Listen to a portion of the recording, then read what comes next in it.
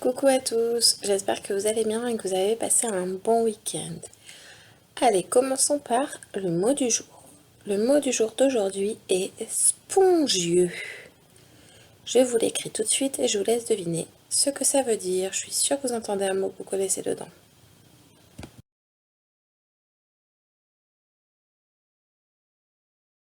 Quelque chose de spongieux et quelque chose qui est mou et qui retient l'eau comme une éponge. Tiens, une petite devinette. Quelle partie du corps peut être long, court ou spongieux? Alors, les os. Un os peut être court, long ou spongieux. Quelle est la nature du mot spongieux? C'est un adjectif, puisqu'on peut dire par exemple un os spongieux. Ça caractérise, ça qualifie l'os. Quel est le genre de spongieux? C'est masculin. Quel est le nombre de spongieux? C'est les deux, mon capitaine. Et singulier et pluriel puisqu'il se termine par un X. Qu'est-ce que ça donnerait si on le mettait au féminin? Spongieuse, très bien. SE et au pluriel SES. Alors, corrigeons tout d'abord le compte est bon de vendredi. Vous aviez 4, 6 et 10 et il fallait obtenir 14. Il n'était pas possible de faire 10 plus 4 égale 14, puisqu'il fallait utiliser tous les nombres. Selena nous a proposé sa version de correction que je vous lis et que je vous montre ensuite. 4 fois 6 égale 24, 24 moins 10 égale 14. Je vous mets ça et je vous propose celui d'aujourd'hui.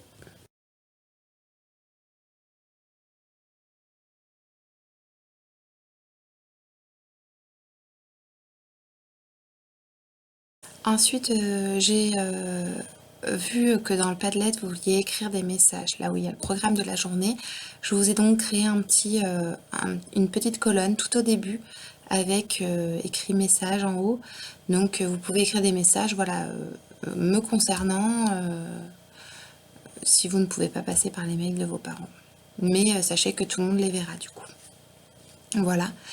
Et j'ai adressé un mail à vos parents avec de nombreux liens pour écouter des histoires, pour avoir des livres à lire en ligne, pour imprimer des jeux, enfin voilà, pas mal de choses qui peuvent être intéressantes aussi.